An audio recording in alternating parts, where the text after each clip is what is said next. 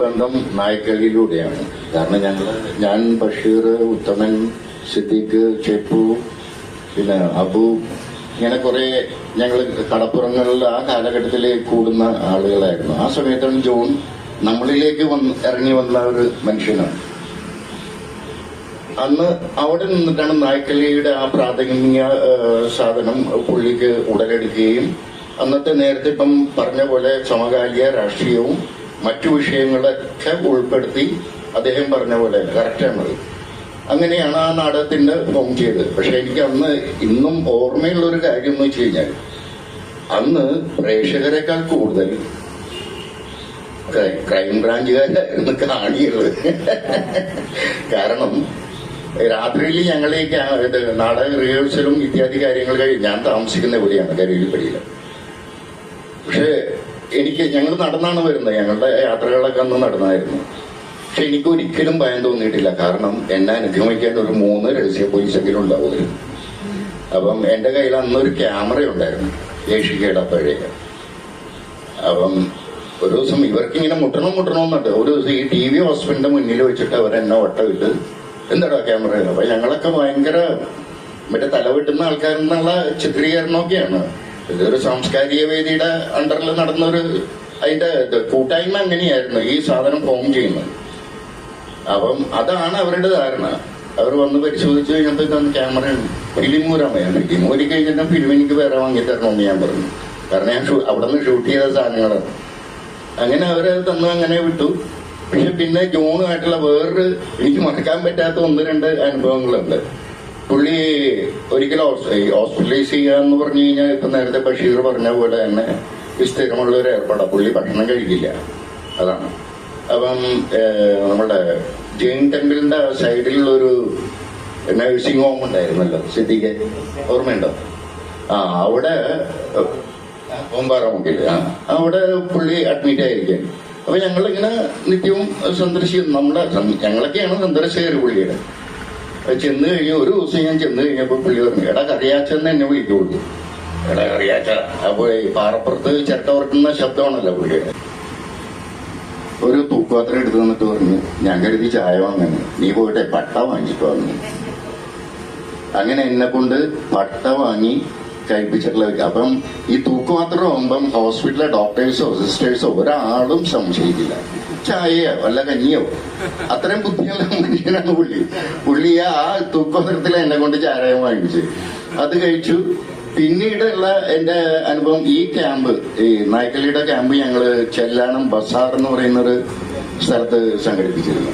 ഒരു ചെറിയ സൊസൈറ്റി കെട്ടിടമായിരുന്നു അല്ലേ? ഒരു ചെറിയ സൊസൈറ്റി കെട്ടിടത്തിലായിരുന്നില്ല നമ്മുടെ ആ ക്യാമ്പ് നടന്നിരുന്നത്. ഉണ്ടായിരുന്നു, ഇദ്ദേഹം ഉണ്ടായിരുന്നു അന്ന്? ഇല്ലായിരുന്നു. അപ്പൊ അന്ന് പ്രാഥമിക സൗകര്യമൊക്കെ നമ്മൾ നടത്തുന്നത് കറക്റ്റ് ആ പടിഞ്ഞാറൻ സ്റ്റൈലിലാണ്. ആ കല്ലിന്റെ മേളിൽ ഇരുന്നിട്ടാണ് ഞങ്ങളെ കാര്യങ്ങളൊക്കെ നിർവഹിക്കുന്നത്. അപ്പം അതെല്ലാവരും ഇങ്ങനെ നിരന്നിരുന്ന ഈ കാര്യങ്ങൾ, പ്രഭാത ക്രൂരകൃത്യങ്ങളൊക്കെ ഇങ്ങനെ ചെയ്തുകൊണ്ടിരിക്കുന്നു. അപ്പൊ ഞാനുണ്ട്, എന്റെ തൊട്ടടുത്ത് ജോണ്, അപ്പറേ ഉണ്ണിച്ചക്കൻ. ആരാ? ഉണ്ണിച്ചക്കൻ. നിങ്ങളിങ്ങനെ കഴിക്കുന്നു. അപ്പൊ സാധാരണ നമ്മള് എന്തെങ്കിലുമൊക്കെ കഴിച്ചാൽ നമ്മൾ കഴിക്കും. പുള്ളി പട്ട മാത്രമേ കഴിക്കുള്ളൂ. സ്മോക്കിങ്ങും ഈ കഴിക്കലും മാത്രമേ ഉള്ളൂ, ഭക്ഷണം ഒന്നുമില്ല. അപ്പം ഞങ്ങളൊക്കെ സാമാന്യം നല്ല രീതിയിൽ ആ കൃത്യം നിർവഹിച്ചുകൊണ്ടിരിക്കുകയാണ്. പുള്ളിക്ക് ഇതില്ല, ആടിന്റെ കാഷ്ടം പോലെയാണ് ഈ സാധനം തന്നെ. പുള്ളി അടുത്തിരുന്ന് ഉണ്ണിച്ചക്കനോട് പറയും, നിന്റെ മലം കണ്ടിട്ട് എനിക്ക് കൊതി തോന്നടാ. ആ ഒരു സാധനമൊക്കെ എന്റെ ലൈഫിൽ നിന്ന് ഞാൻ ഇപ്പോഴും മറക്കത്തില്ല. കാരണം പിന്നെ ഒരു കാര്യം ഞാൻ പറയാം, പുള്ളി ലെജൻഡാണ്, അസാമാന്യ പ്രതിഭയാണ്. പക്ഷേ പുള്ളി സാധാരണക്കാരിലേക്ക് ഇഴുകിച്ചേർന്ന് ജീവിച്ച ഒരു മനുഷ്യനാണ് ആ ഒരു പ്രതിഭ. അതുകൊണ്ട് തന്നെയാണ് ഇന്നും എന്റെ മനസ്സിൽ പുള്ളിക്കുള്ള ഒരു സ്ഥാനം അത് തന്നെയാണ്. ദന്തഗോപുരവാസി, ഇവിടെ നമ്മൾ ഒരുപാട് ദന്തഗോപുരവാസികളെ കാണുന്നുണ്ട്, പ്രതിഭാശാലികളെന്ന് നടിക്കുന്ന. അപ്പൊ അതിൽ നിന്നൊക്കെ വ്യത്യസ്തമായിരുന്നു പുള്ളി. ഇത്രയും താങ്ക് യു. പഠിക്കുന്ന സമയത്താണ് അന്നത്തെ കുറേ സുഹൃത്തുക്കള്, തങ്കച്ചൻ, 2 തങ്കച്ചന്മാരടക്കമുള്ള ധാരാളം ആളുകള് അന്ന് അവിടെ എക്സ്ട്രാ പടവുകൾ ഇതെല്ലാം നമുക്ക് മനസ്സിലേക്കുണ്ട്. അത് ഒരു ജനകീയ കൂട്ടായ്മയിലൂടെ ഉള്ള ഇങ്ങനെ അനവധി സ്വപ്നങ്ങൾ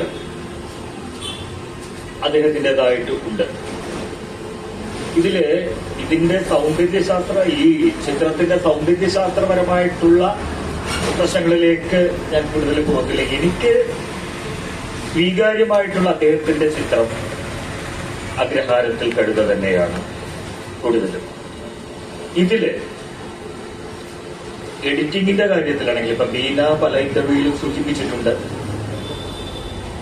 പല ഇതിലും അദ്ദേഹത്തിന്റെ ആ ഒരു അരാജകത്വ രീതി അല്ലെങ്കിൽ വ്യവസ്ഥിതിയോടുള്ള അല്ലെങ്കിൽ പരമ്പരാഗതമായിട്ടുള്ള ആ പലതിനെയും ലംഘിച്ചുകൊണ്ടുള്ള ഒരു രീതി കാണാം.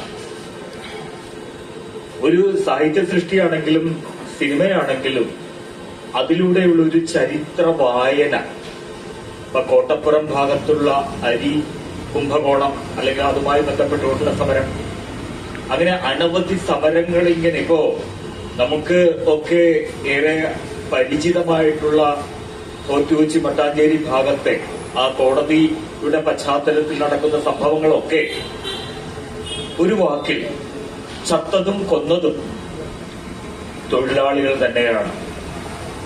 അതുപോലെ അമ്മയുടെ അടുക്കലേക്ക് വന്ന് ചേരുമ്പോൾ ഈ നിങ്ങൾക്ക് എന്തെങ്കിലും ചെയ്യാനുണ്ടോ എന്ന് ചോദിക്കുമ്പോൾ അപ്പോൾ മിസ്സിംഗ് എന്ന് പറയുന്ന ആ ക്ലാസിക് ചിത്രം പെട്ടെന്ന് ഓർമ്മ വരും.